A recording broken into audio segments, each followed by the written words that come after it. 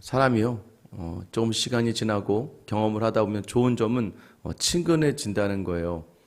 아무리 어려운 사람도요, 계속해서 만나서 이야기를 하다 보면 굉장히 편안해지고 친근해집니다. 그런데 편안하고 친근한 건 좋은데 때로는 어떤 질서의 영역에서 이 질서를 망각할 때가 있어요. 편하다 보니까 직장에서도 마찬가지죠. 처음에는 무서웠던 부장님, 팀장님이었고 사장님이었는데 계속해서 같이 식사도 하고 같이 교제도 하다 보면 어느덧 좀 편해지기 시작하고 어느 시간에는 갑자기 저분이 하는 말을 내가 용납하지 못하겠고 그냥 다른 생각이 가지고 있으면 그저 바로 이야기를 하거나 또는 나를 무시한다고 느껴질 때가 되면 나도 모르게 분노하고 화를 낼 때가 있습니다.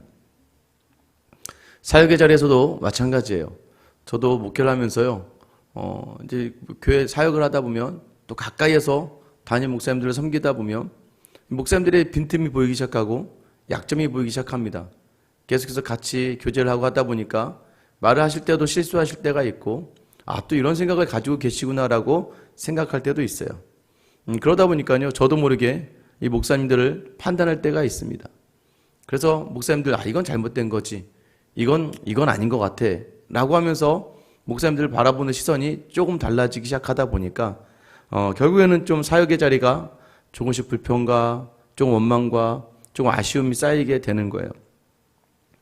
나중에 사역지를 이렇게 옮겨 나갈 때마다 처음 시작할 때와 끝날 때가 무언가 좀 다르구나라는 것을 느끼게 되었습니다. 그래서 제가 마지막 사역지를 갈 때는 제 안에 작정하고 결단한 게 있습니다. 그것은 무엇이냐면 그냥 담임 목사님을 존경하기로 작정을 했습니다. 담임 목사님의 말에는 무조건 순종하기로 작정을 했어요. 그래서 그 교회에서 섬기는 내내 항상 목사님이 제가 아무리 하고 싶은 것이 있어도 목사님의 한마디에 순종하였고 또 목사님과 만나기를 즐겨했습니다. 목사님과 함께 식사하는 자리, 아무리 제가 바쁜 일이 있어도 목사님이 점심 먹을까 하면 꼭 제가 아무리 바쁜 일이 있어도 목사님과의 교제 시간을 우선으로 했던 것 같습니다. 그렇게 했더니 그 교회에서 7년이라는 사역에 제가 여태까지 사역했던 것 중에 가장 긴 시간을 보내게 되었던 것 같고 또 감사하게도 그 교회에서 많은 사랑을 받고 나오게 되었고 그 사역의 모든 자리가 다 추억이 될 정도로 참 좋은 것들로 기억에 남았고 지금도 여전히 항상 목사님께 연락을 드리기도 하고 연락을 받기도 하고 또 저를 보시면서 많이 기도해 주시기도 하고 격려해 주시기도 합니다. 사람이요, 익숙함 속에서 더 서로에게 예의와 또 서로에 대한 마음과 또 예절을 지켜나가는 것, 그게 쉽지 않지만요. 여러분, 그래도 성경은 계속해서 이야기하는 게 있습니다. 17절 말씀, 너희를 인도하는 자들에게 순종하고 복종하라. 그들은 너희 영혼을 위하여 경성하기를 자신들이 청산할 자인 것 같이 하느니라. 그들로 하여금 즐거움으로 이것을 하게 하고 근심으로 하게 하지 말라. 그렇지 않으면 너희에게 유익이 없느니라. 이렇게 말씀드리면 가르치는 자들에게, 인도하는 자들에게 순종하고 복종하라. 그런데 사실 여러분, 이게 맞습니다. 왜냐하면요, 여러분이 속한 순모임 또는 소그룹, 셀, 그 셀 장에게, 순장에게 여러분이 마음으로 순종하지 않으면요, 순모임이 힘들어져요. 직장도 마찬가지 아닌가요? 내가 마음으로 순종하지 않으면 그 자리가 너무나 힘들어져요. 모든 공동체는 마찬가지입니다. 어느 공동체든지 그 공동체의 장과 마음이 맞지 않고 내가 순종하지 않고 내가 원망을 가지고 있으면 힘들어질 수밖에 없습니다. 그런데 여기서 왜 순종하느냐라고 성경이 이야기하냐면 그들은 너희 영혼을 위하여 경성하기를 자신들이 청산할 자인 것 같이 하느니라. 이 경성이라는 단어는 지키다, 보호하다라는 단어예요. 그러니까 그들이 너희 영혼을 불철주야로 돌보고 지킨다라는 의미죠. 그래서 어떻게 하냐면 청산할 자인 것처럼 여러분의 모든 그 영혼의 값을 누가 치르냐면 인도하는 자가 치를 것이다 라고 이야기하는 거예요. 너희는 스승이 되려고 하지 말라, 선생이 되려고 하지 말라라고 말씀하신 이유가 그 선생의 자리가 얼마나 무겁고 얼마나 중요한 자리이기 때문인지를 이야기하고 있는 거예요. 그런데 하나님께서 만약에 세우셨다면 어떻게 하라고 말씀하십니까? 순종하고 복종하라. 왜냐하면 그 사람이 너희 영혼을 회개할 사람이다. 회개가 뭐냐면 뭐 죄송합니다 하는 게 아니라 결산할 사람이라는 거예요. 그 사람이 결산을 받는다는 거예요. 그러므로 결국 그 사람이 모든 것을 하게 할 때 즐거움으로 하게 하라는 거예요. 여러분, 그래서 때로는 좋은 리더십이, 좋은 팔로우십, 좋은 순원들이나 이 공동체 지체를 만들기도 하지만 좋은 공동체의 지체들이 좋은 리더를 만들기도 합니다. 왜요? 아까 얘기했죠. 그 사람들이 즐거움으로 할 수 있게끔. 예전에 직장 생활을 할 때 생각이 나는 것 같아요. 아침이 되면요, 월요일 아침마다 되면 좀 무거워요. 첫 주 시작. 그러다 보면요, 이제 아침에 출근하는 이 팀장님의 얼굴 표정이 굉장히 중요합니다. 그죠? 팀장님의 얼굴 표정이 중요해요. 팀장님의 얼굴이 인상을 확 쓰고 나타나면 분위기가 갑자기 싸해지는 거예요. 근데 그렇다고 해서 오늘은 끝났다 이렇게 아니죠. 어떻게든 그 팀장님이 기분 좋게 하루 시작할 수 있게끔 좀 이렇게 질문도 던지고, 또 뭐 팀장님의 아들 이야기도 좀 하고, 또 팀장님의 딸 이야기도 하고, 종현이는 뭐 야구 잘하고 축구 잘하고 있어요? 라고 툭 던지는 편안한 대화를 먼저 던지면 그래 축구 잘해 라고 이야기하면서 대화가 시작되면서 아침 월요일 분위기를 좀 부드럽게 만들어가는 거죠. 이게 뭐예요? 항상 생각하고 염려해서 그 장이 편안한 마음으로 즐겁게 그 일들을 감당할 수 있게 하는 것 또한 여러분 그 펠로우십 따라가는 사람들이 해야 될 일이라고 이야기하는 거예요. 여러분, 그래서요 이 히브리서 기자가 이야기합니다. 우리를 18절이죠. 우리를 위하여 기도하라. 우리가 모든 일에 선하게 행하려 함으로 우리에게 선한 양심이 있는 줄을 확신하노니 내가 더 속히 너희에게 돌아가기 위하여 너희가 기도하기를 더욱 원하노라. 히브리서 기자가 부탁하는 거예요. 우리를 위해 기도하라. 왜 선을 행할 마음들이 있는데 그 선한 양심을 가지고 선을 행할 수 있게끔 기도하라는 거예요. 그래서 제가 여러분들에게 늘 저를 위해서 기도해달라고 부탁드리는 이유는 늘 제가 성도들을 온전하게 선한 마음을 가지고 섬길 수 있게 할 수 있는 것도 하나님이 마음을 주시고 생각을 여시고 인도해 주실 때 가능한 일이기 때문입니다. 그런데 오늘 이 히브리서 기자의 마음이 진심인 것은 내가 더 속히 너에게 돌아가기 위하여 너희가 기도하기를 더욱 원하노라. 니네가 왜 기도하냐면 기도하는 이유 중에 하나는 내가 너희에게 돌아가기 원한다는 거예요. 보고 싶다는 거예요. 여러분, 저는 여러분들과 목회자들이 또 여러분과 여러분의 섬김을 받는 사람들이 서로를 기대하며 바라며 볼 수 있게 되기를, 그런 은혜가 있게 되기를 예수님의 이름으로 축원합니다. 목회자들에게 뭐가 기분이 좋을까요? 어제 성경 공부를 하는데요. 수요일마다 성경 공부는 참 저에게는 힘든 시간입니다. 수요일날 오전에 성경 공부를 하고 또 수요 기도회 설교를 준비해야 되면서 또 오늘 새벽 말씀을 준비해야 되거든요. 그러면 뭐 수요일은 정신이 하나도 없어요. 근데 또 이렇게 짜다 보니까 수요일 오전밖에는 또 우리 성도님들이 시간이 없으셔서 이제 굳이 시간을 수요일 오전으로 짠 거죠. 저는 막 버벅버벅 대면서 준비하지만 어제 이제 마지막으로 성경 개관학교를 마쳤거든요. 신약 성경 개관학교를. 근데 마치는데 함께하는 분들이 그러는 거예요. 저는 이 수요일이 너무 기대가 돼요. 저는 이 수요일날 오는 게 너무 좋아요. 여러분, 이 말을 들을 때 이 앞에서 인도하는 사람 입장에서는 굉장히 보람도 있고 기쁨도 있고 만족도 있게 되는 거죠. 보고 싶어요. 이 자리가 그리워요. 여러분, 저는 여러분이 배우는 자리, 여러분 양육을 받는 모든 자리가 여러분에게 기대가 되는 자리가 되고, 또 여러분이 작은 모임이지만 또 여러분이 리더로 서 있는 그 자리에서 여러분과 함께하는 사람들이 여러분과 함께함의 자리를 기대할 수 있게 되기를 예수님의 이름으로 축원합니다. 그런 은혜가 있었으면 좋겠어요. 만나고 싶고 보고 싶고 함께하고 싶고. 여러분, 목사도 사람이에요.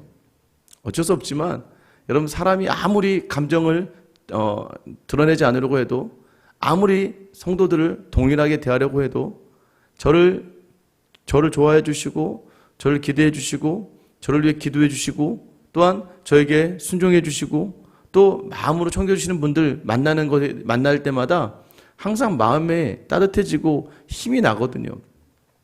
부디 여러분들이 여러분 누구를 만나든 목회자와 또 여러분 믿음의 선배들과 누구든지 여러분이 그들에게 힘이 되고 또 그들에게 위로가 될 수 있게 되기를 간절히 소망합니다. 그렇게 또 여러분을 위해 기도하셔야 돼요. 하나님, 내가 서 있는 곳, 속한 곳에서 내 위에 서 있는 많은 목회자들과 또는 믿음의 선배들에게 정말 그들의 마음을 시원케 하는 여름의 냉수와 같은 겨울의 따뜻한 호빵과 같은 그러한 믿음의 사람이 되게 해달라고 여러분이 기도하시며 그 사람들 기도하셔야 돼요. 그러니까 기도하는지 안 하는지 거기서 나오는 거예요. 누군가를 위해 기도하면요, 그 사람의 허물이 다 덮여지고 오히려 그 사람의 좋은 점만 이야기하게 돼 있습니다. 그런데 누군가에 위해 기도하지 않으면요, 사람의 눈으로 보기 시작하면 교회는요, 실망밖에 남지 않게 된다는 걸 아셔야 돼요. 왜 기도해야 됩니까? 20절 말씀, 양들의 큰 목자이신 우리 주 예수를 영원한 언약의 피로 죽은 자 가운데서 이끌어내신 평강의 하나님이 모든 선한 일에 너희를 온전하게 하사 자기 뜻을 행하게 하시고 그 앞에 즐거운 것을 예수 그리스도로 말미암아 우리 가운데서 이루시기를 원하노라. 영광이 그에게 세세 무궁토록 있을지어다. 아멘.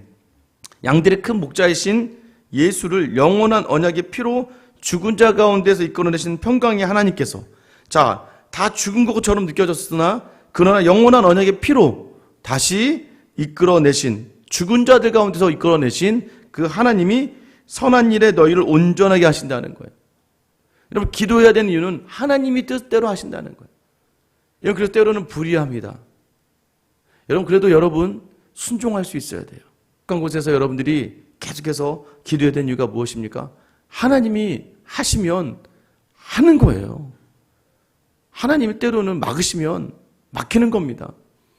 그 하나님을 인정하며 내 자리에서 순종하는 사람이 되어야겠죠. 여러분들이 기도를 많이 해야 되는 이유가 바로 이거예요. 하나님이 하시기 때문이에요. 하나님은 늘 자기 뜻대로 행하신다는 거예요. 그런데 여러분, 하나님의 뜻인 걸 아는 사람에게 뭐가 주어진 줄 아세요? 즐거운 것을 예수 그리스도로 말미암아 우리에게 이루시길 원하노라. 이게 처음에 나에게 즐거운 것이 아닌 것 같았는데 무언가를 놓고 기도하고 순종하며 나아갈 때에 하나님이 즐거운 것을 이루게 하신다는 거예요. 도덕적으로 또 세상의 개념적으로 문제가 있는 목회자, 그 목회자를 따라가라는 게 아니에요. 애쓰고 수고하며 교회를 위해서 수고하는 목회자와 믿음의 선배들이 있다면 조금 부족해도 조금은 연약해도 그 자리를 인정하고 순종하며 충성하며 나아갈 때에 하나님이 오늘 유익이 있게 하시겠다는, 유익이 있게. 어떤 유익일까요, 여러분? 그 입에서 나오는 가르침을 통하여 내 삶이 윤택하게 되고 그 삶에 주어지는 모든 것들이 내 삶을 만족하게 하시는 은혜를 주신다는 거예요. 너희는 먼저 그의 나라와 그의 뜻을 구하라. 이것이 하나님의 뜻이라는 걸 인정하고 받으면 오늘 본문에서 21절에 좋은 것을, 더 즐거운 것으로 하시겠다고 약속해 주시는 거예요. 그래서 22절에 형제들아 내가 너희를 권하노니 권면의 말을 용납하라. 내가 간단히 너희에게 썼느니라. 이브리서를 마무리하면서 이야기합니다. 내가 권하노니, 권한다는 거죠. 권면의 말, 이 권면이란 말이 표현이 들어 올리다라는 표현이 있어요. 견디다라는 표현이 있습니다. 내가 너에게 했던 이 말들을 용납하라. 용납하라고 뭐예요? 이 말들을 들어 올리고 이 말들을 견디며 감당하라라는 거예요. 저는 이 말이 부디 성도들에게만 필요한 말이 아니라 이 저와 같은 목회자, 저와 같이 어느 그룹에서든 가르치고 인도하는 자로 선 사람들이 같이 마음에 담아야 될 말이라고 생각해요. 말씀, 내게 주신 말씀으로 여기며 그 말씀을 들어 올리고 그 말씀으로 우리 하루를 견뎌내며 그래도 하나님 뜻에 따라 살아가지 않으면 여러분 얼마나 무섭습니까? 저에게 주시는 먼저 말씀이겠죠. 네가 이 영혼들을 다 회개, 세물하게 될 거야. 예전에 한번 말씀드렸잖아요. 성도들이요, 많이 나오면 참 좋습니다. 근데 어느 날 문득 성도님들이 새로 등록하고 교회에 나오는 게 굉장히 마음에 어려워질 때가 있었어요. 왜냐하면요, 목회자는요, 성도를 한 사람이 추가되었다, 출석했다로 받아들이는 게 아니거든요. 그 성도가 이 교회에 들어오면서 그 성도의 고민과 아픔과 상처의 모든 것들을 같이 끌어안아야 되거든요. 성도들이 많다는 것은 그만큼 성도들의 많은 기도의 제목들을 같이 끌어안아야 된다는 거예요. 어느덧 버거워지기 시작하더라고요. 이 한 가족도 힘든데 10가족도 힘들고 20가정, 50가정 나중에 성도들이 이렇게 늘어나면서 그 성도들의 모든 가정 마음에 담아내기가 굉장히 죄송하고 특별히 이제 기도를 그 가정을 위해서 해야 되는데 그렇게 하지 않을 때 여러 가지 어려움이 있더라고요. 그래서 여러분들이 늘 그 마음을 하나님 주시기를 위해서 여러분을 가르치는 자들을 위해서 기도하셔야 됩니다. 왜요? 부족하고 연약하거든요. 하나님이 도와주시지 않으면 감당할 수 없는 자리이기 때문입니다. 오늘 주시는 말씀, 내게 주어진 모든 사람들, 특별히 나를 가르치고 인도하는 자들에게 순종하고 복종하며 여러분 유익을 누리는 여러분 되시기를 축원합니다. 또 여러분의 믿음의 자리에서도요, 그 끌어안고 있는 영혼들, 그것을 여러분이 셈을 해야 된다는 거예요. 내가 버리면 마지막 노선, 마지막 선이 무너진다고 보시면 되는 것이죠. 그들의 연약함과 부족함을 끌어안을 수 있는 넉넉한 은혜와 지혜와 지식을 달라고 여러분 기도하시며 하나님께서 하신다 이 확신을 가지고 겸손하게 여러분 자리에 서서 함께 유익을 맛보는 귀한 은혜가 있게 되길 예수님의 이름으로 축원합니다. 기도하겠습니다. 하나님, 오늘도 우리에게 주시는 자리가 하나님이 주시는 자리로 여기며 내가 속한 곳에서 나를 인도하는 자들에게 순종하며 복종하는 마음을 주시고, 하나님, 왜 그래야 되면 그들이 내 영혼의 셈을 하나님 앞에서 해야 되기 때문입니다.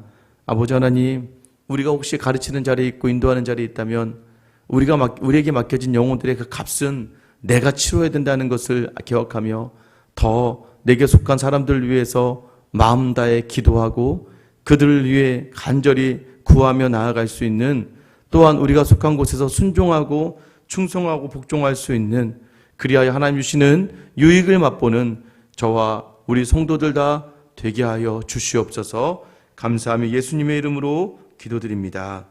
아멘. 이전 기도하실